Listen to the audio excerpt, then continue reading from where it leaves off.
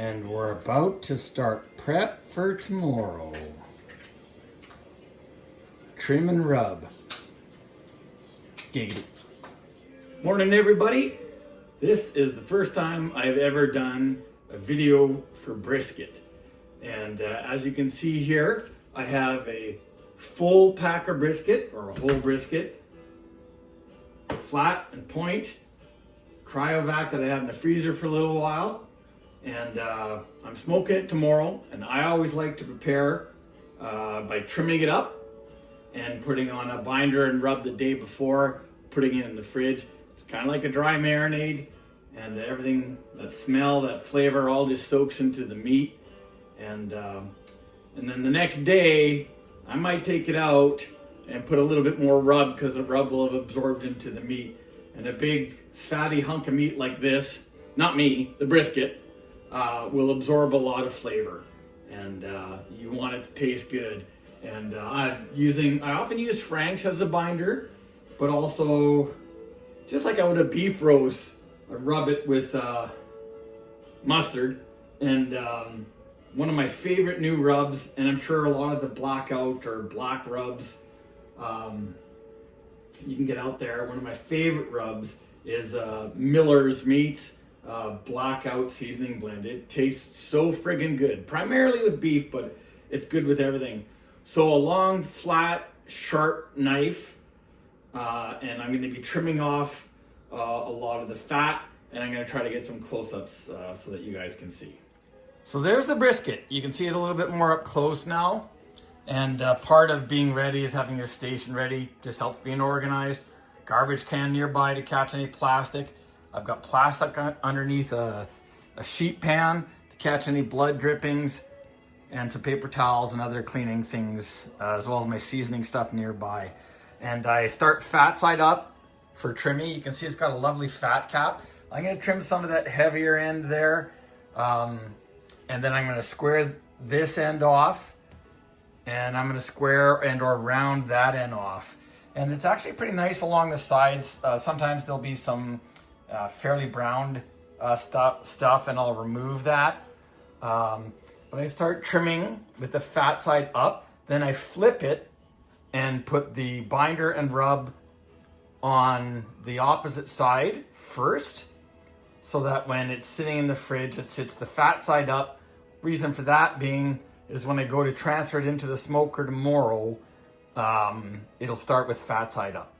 And I always do fat side up, because the meat renders down through the meat. If it's fat side down, it ain't rendering down through the meat. That's pretty much science. Okay, and that's the non-fat side. So going around, you can kind of see how I trimmed up the side, not taking off all of the fat, just sort of the stuff on the surface that's oxidized, which is brown, and that's pretty much physics. And you can see how it's nice and rounded off, and trimmed all the way around, so it's sort of even. Also helps it to fit if you have a smaller smoker. My unit's a bit smaller than some others, the smoker that is. And then all that stuff there is what I trimmed off, so maybe about 1.5 pounds, 2 pounds. And if you throw that shit out when you're cleaning your brisket, we can't be friends. Because if you know anything about good beef stock or stews or rendering it down or whatever, that stuff is gold. So there you go. That's how she looks on the other side. So now I'm gonna put mustard on there liberally. Liberal? No, conservatively? Well, I like conservatives better, but what the hell? You know what I mean? And then after that, I put the rub, and then I flip it over and do the same thing with the fat cap side. Okay, cap's open and we're ready to go.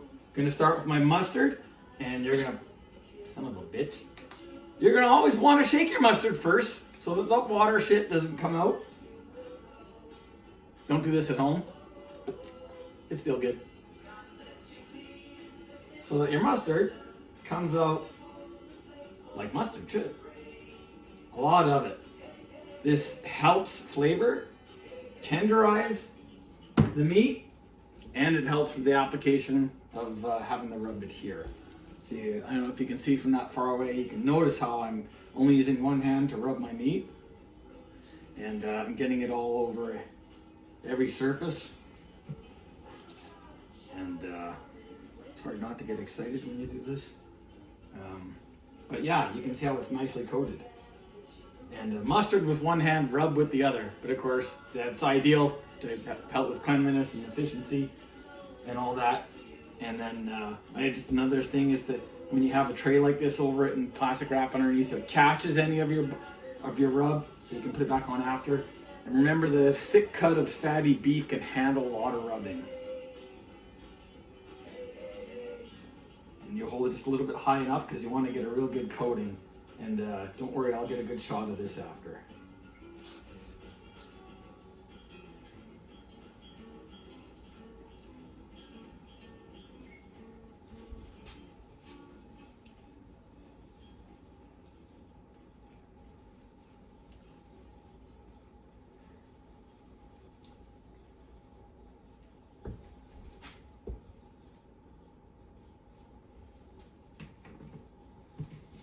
Also going to flip and get the sides equally.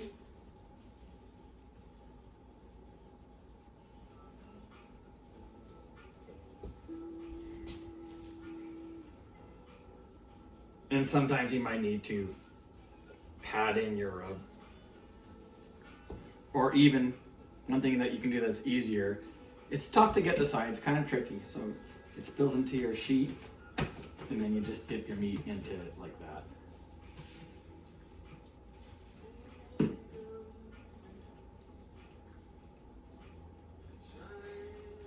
And you can kind of see how the rub really gets absorbed quickly, so that's why I can handle a lot of it.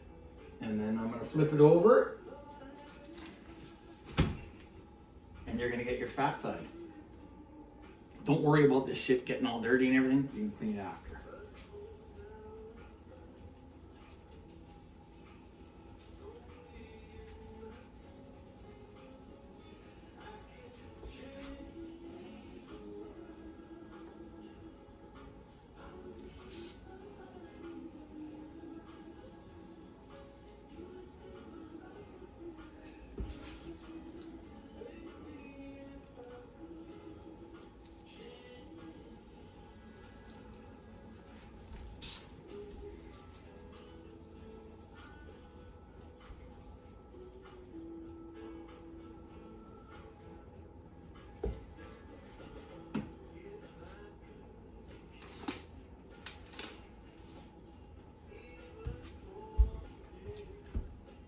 Okay, and so here's kind of a nice shot up close.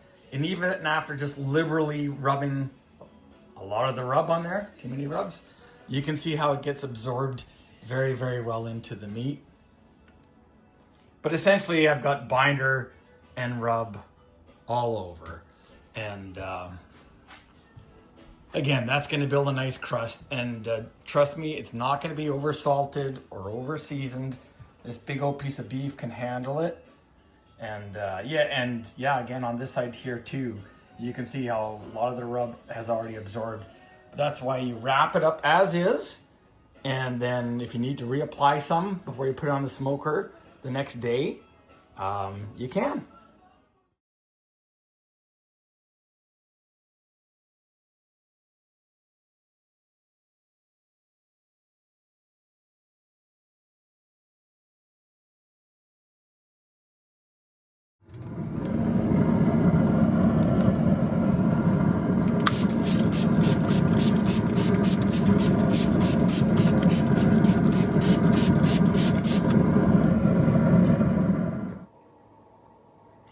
Hey guys, I just wanted to add one more thing to the brisket video that I realized that I didn't put in.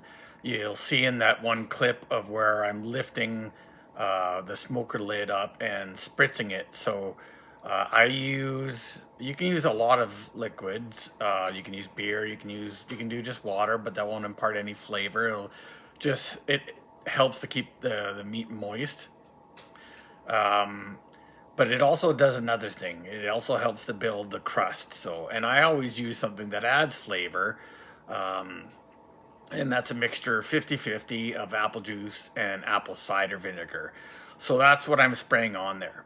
And I will tend to spray something every half hour or to 45 minutes, up until leaving at least a half hour before I wrap it.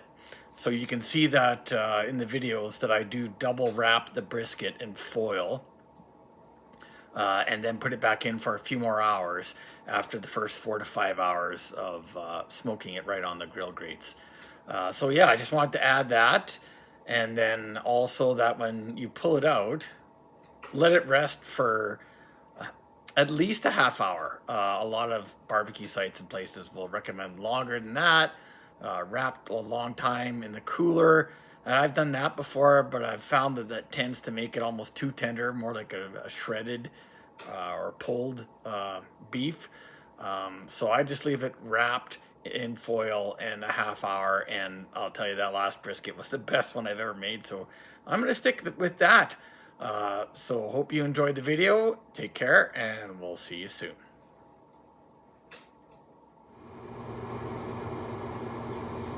And that, my friends, is after 5 hours. And now we're gonna double wrap it in foil, stick it back on the smoker. That bark, that color is looking good. And when you're putting it back in, giggity, you want to wrap it really tightly. Double giggity. You don't want a loose boat or anything like that. You want to keep it really, really nice and tight around your meat. That way nothing spills out.